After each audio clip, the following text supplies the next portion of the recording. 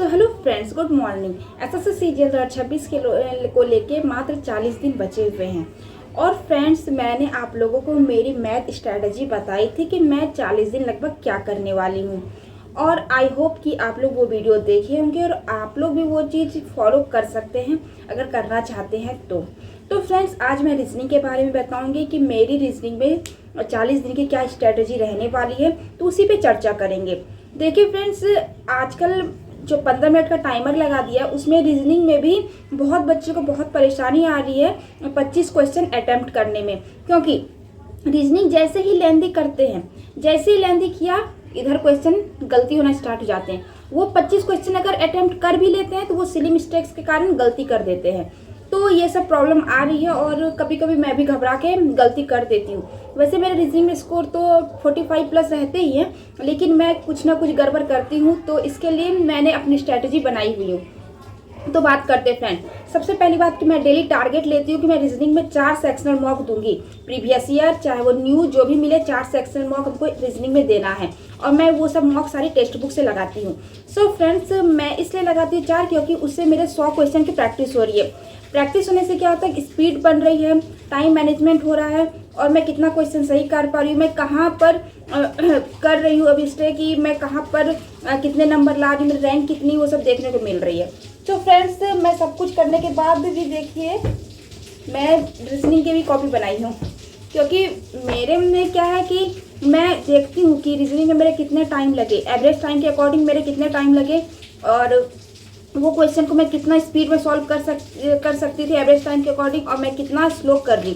तो उसके कारण फ्रेंड्स मेरी कुछ मिस्टेक्स भी हो जाती, लेकिन मैं सारे क्वेश्चन कॉपी में नोट नहीं करती हूँ क्योंकि मैंने रीजनिंग की भी एक कॉपी बना के रखी हूँ।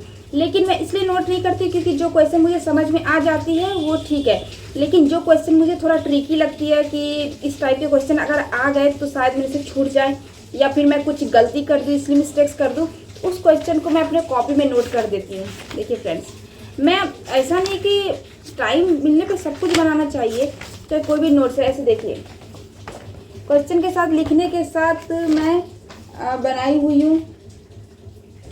देखिए, और ऐसा नहीं है, बनाना ज़रूरी है, नहीं बनाइएगा तो दिक्कत होगी। देखिए आपको दिख रहा होगा फ्रेंड्स, तो इसलिए मैं बनाती हूँ। सारे क्वेश्चन नोट नहीं करती, लेकिन मुझे लगता है इसे कितने % बच्चे गॉड टाइप दिए हुए हैं, ऊपर से कितनी ट्रिकी हो सकती है, तो वो सब क्वेश्चन को मैं कॉपी में नोट कर लेती हूँ ताकि आगे उस टाइप का क्वेश्चन आए तो मेरे से बन जाए। और मैं हमेशा टारगेट रखती हूँ मैं 15 मिनट में 25 क्वेश्चन अटेम्प्ट करूँ, क्योंकि अटेम्प्ट करने से क्या होता है कि मुझे पता चलता है कि मैं हार्ड क्वेश्चन को भी अटेम्प्ट कर सकती हूँ। तो और फ्रेंड्स, अगर जो टॉपिक हमको वीक लगता है जैसे कि कथन निष्कर्ष वाले क्वेश्चन मुझे वीक लगते थे, मतलब वीक ही था टॉपिक, तो वो मैंने FRB सीरीज जो है कमल छाबड़ा सर ने जो चलाई हुई थी तो वहाँ से मैंने कर ली। उसके बाद हमको जैसे कि कैलेंडर चैप्टर वीक लगता है, मैं अपना वीक पॉइंट बता रही हूँ, मुझे जो वीक पॉइंट लगता है कि जो मुझे ज़रूरत है करने की, उसको मैं क्लास के थ्रू करती हूँ। और जो चीज़ कॉपी में नोट करने का रहता है, जैसे कैलेंडर का कोड, तो उसको मैं कॉपी में नोट कर ली हूँ ताकि बार बार रिवाइज कर सकूँ। और कथन निष्कर्ष में तो कुछ नोट करने वाला है ही नहीं, बस देख लीजिए क्लास हो जाएगा।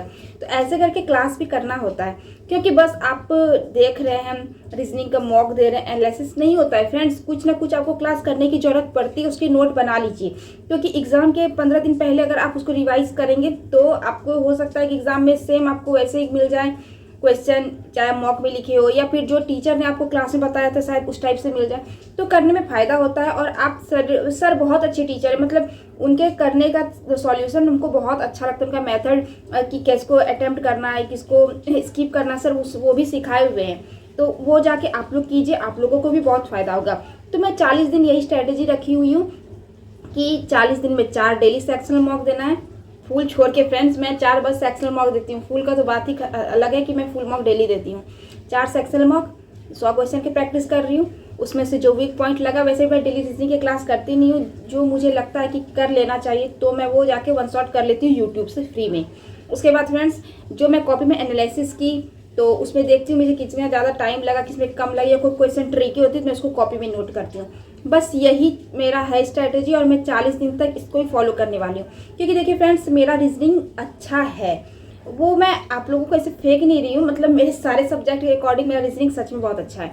तो मैं रीजनिंग में अच्छे खासे नंबर ले आती हूँ, लेकिन फिर भी ज़रूरत है, क्योंकि कुछ भी कहा नहीं जा सकता कि एग्ज़ाम में मैं क्या ब्लंडर करके आ जाऊं, तो वो सब चीज़ रिस्क नहीं लेने का है।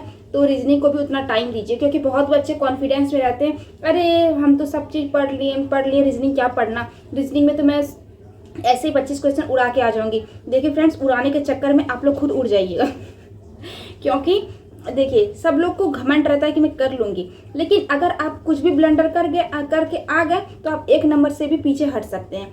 तो वो काम क्यों करना, रिस्क क्यों लेना सब्जेक्ट में। जब आपका सब्जेक्ट है आप उसको डेली टाइम दीजिए और डेली पढ़ाई कीजिए। और अभी फिलहाल 40 दिन आप इधर उधर भटकने से अच्छा है कि पढ़ाई पे फोकस कीजिए, तो ज़्यादा बेटर रहेगा। क्योंकि इधर उधर भटकिएगा तो ऐसे भी आपका सिलेक्शन नहीं होने वाला है। अगर आप लोग फुली पढ़ाई पे फोकस है, मॉक एनालिसिस कर रहे हैं, सब कुछ कर रहे हैं, तो ज़रूर होगा सिलेक्शन। बस अपने पे ऊपर भरोसा रखिए और हमेशा टारगेट लेके चलिए। फुल मॉक में हमको 145 प्लस करके चलना है, चाहे 150 प्लस। परसेंटाइल हमेशा 95 प्लस ही रखना, मतलब हमेशा टारगेट रखिए कि हमको 95 परसेंटाइल प्लस ही आए। तो फ्रेंड्स, ऐसा ही मेरा स्ट्रैटेजी है और मैं 40 दिन तक ऐसे ही फॉलो करने वाली हूँ। और आप लोग रीजनिंग में जैसे कि कोड होता है अपोजिट, वो अल्फ़ाबेट सीरीज़ के अपोजिट लेटर, फिर क्या कहता है अल्फ़ाबेट सीरीज़ में जो पॉइंट होते हैं कि T20 पे आते हैं, D4 पे आते हैं, तो वो सब चीज़ याद होना चाहिए मुंह में, ताकि आप लोग बना सके। उसका सीरीज़ के क्वेश्चन बहुत ट्रिकी होते हैं, तो उसके लिए आपको स्क्वायर याद होने चाहिए, क्योंकि बहुत कोई डायरेक्ट स्क्वायर दे देते हैं और 45-50 के देते हैं, 43 के देते हैं, नहीं याद रहेगा तो वहाँ पर सोचिएगा कि आखिर क्या है। तो उससे अच्छा गुना करने में भी टाइम लगेगा। तो आपको अगर स्क्वायर याद है तो आप वो सब चीज़ आसानी से कर सकते हैं। कुछ चीज़ें हैं जो फ्रेंड्स अपने आप में मतलब याद करके रखिए, प्रिपेयर करके रखिए, ताकि वो क्वेश्चन आते साथ आप अटेम्प्ट कर सकें। और अगर आप लोग क्वेश्चन अटेम्प्ट करते हैं तो आसान मत देखिए कि एकदम स्लो अटेम्प्ट करना है। क्वेश्चन स्टार्ट होते ही अपना स्पीड बनाए रखिए।